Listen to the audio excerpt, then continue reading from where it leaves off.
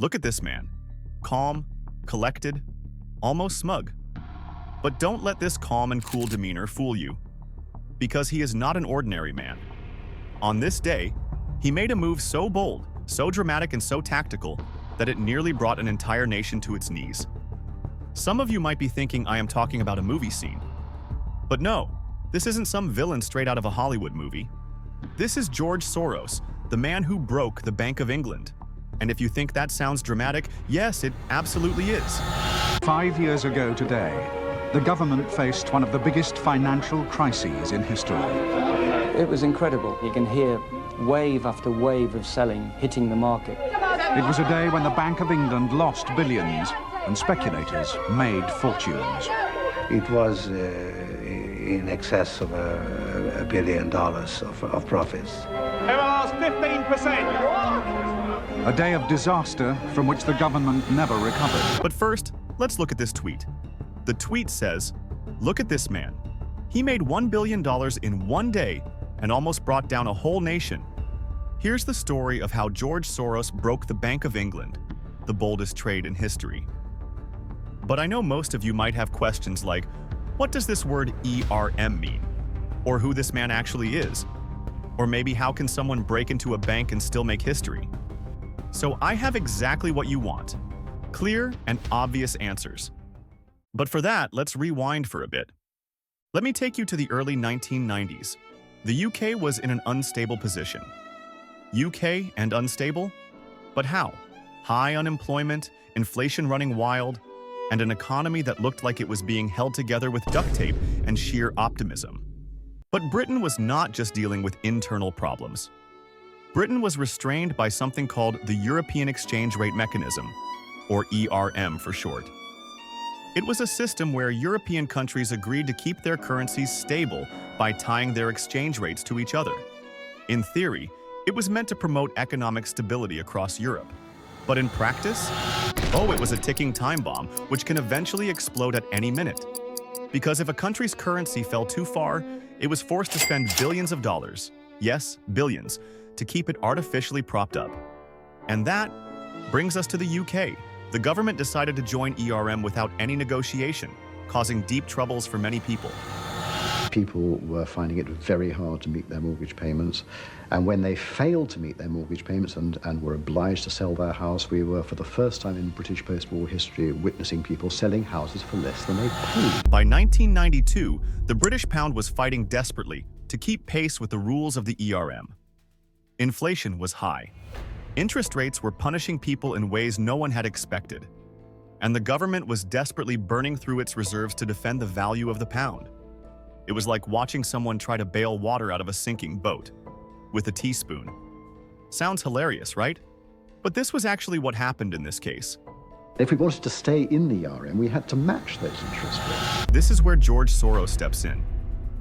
Soros wasn't just your average investor, he was a shark, a hedge fund manager with a nose for opportunities and an appetite for risk. When Soros looked at the pound, he didn't just see a struggling currency. He saw a weakness he could exploit. He saw something essential. The British government's effort to prop up the pound was doomed. They were running out of cash and ideas.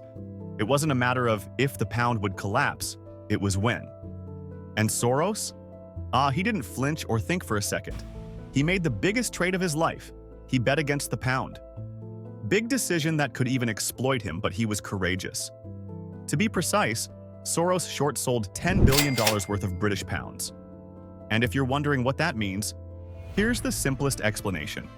Short selling is when you borrow something, in this case pounds, sell it at its current value, and then buy it back later when the price drops. If the price does drop, you pocket the difference. Soros wasn't betting on impulse. He had done his research. He knew that when the pound began to drop, there was nothing the UK government could do to prevent it. And what happened next was chaos. It was simply insane. September 16th, 1992. This day would go into history as Black Wednesday. George Soros talked about it in the following words. The Bundesbank was basically egging on the speculators to speculate against the weaker currencies. And we took our cue, actually, from the Bundesbank. The British government was desperate. They threw billions, at least billions, into buying up pounds and stabilizing the currency. The markets weren't having it, not literally. Investors saw blood in the water. They smelled the weakness and knew Soros had an enormous short position. They went out and sold even more of their pounds to drive down the currency further. We had a fairly strong sense that we were on to the kill. It was a feeding frenzy. The Bank of England had no other choice. They increased interest rates to a mind-boggling 15% in a last-ditch effort to make the pound more appealing. Did it work? Not even close. By the end of the day, the pound was plummeting into freefall, and the UK had wasted its foreign reserves, all for nothing. Finally, the government threw in the towel. They announced that Britain was pulling out of the ERM. Today has been an extremely difficult and turbulent day. Massive speculative flows continue to disrupt the functioning of the exchange rate mechanism. As chairman of the Council of European Finance Ministers, I have called a meeting. In the meantime, the government has concluded that Britain's best interests are served by suspending our membership of the exchange rate mechanism. And George Soros? He walked away with a cool $1 billion profit. In 1 day. Let me repeat that. $1 billion. And the British economy? Oh, it was in a chaotic position. The pound plummeted. Confidence in the government was destroyed, and millions of people were left grappling with the fallout. If it sounds like you're actually watching a movie plot go wild in seconds, you are not alone. But it was a reality back in 1992. As unbelievable as it can be, what George Soros managed, what he created, and what this was all meant to be and not be is a kind of film genre. But here's the thing, Soros didn't violate any law, frankly speaking. He was the one who saw flaws in the system and technically exploited it with everything he had. It was ruthless and calculated, therefore effective. For the United Kingdom, though, it was disastrous. Black Wednesday cost the government more than £3 billion. Interest rates stayed high for years, strangling businesses and homeowners. And the country's reputation on the global stage took a massive hit. But for Soros, oh, it was the trade of a lifetime. The one that cemented his reputation as the world's greatest investor and the most feared man in global finance. Now, here's the million-dollar question, or rather, the billion-dollar question. Was George Soros a genius, or was he a villain? To some, he's a hero, a financial wizard who exposed flaws in a broken system. To many, he was the embodiment of everything that's wrong with capitalism, a man who put profits above people at any cost. But no matter where you stand, one thing is clear. Soros didn't just break the Bank of England. He rewrote the rules of the financial game. And even today, decades later, his story serves as a stark reminder of just how much power one man and one trade can have. In an interview, George Soros quotes, "When I look at the enemies I have all over the world, I must be doing something right."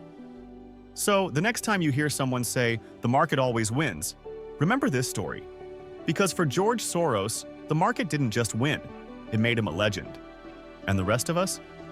Well, we're still living with the aftermath. Thanks for watching. If this story blew your mind, hit that like button and subscribe for more jaw-dropping tales from the world of money and power. And let us know in the comments. Do you think Soros was a financial genius or a reckless opportunist? Until next time, keep asking questions and keep digging deeper.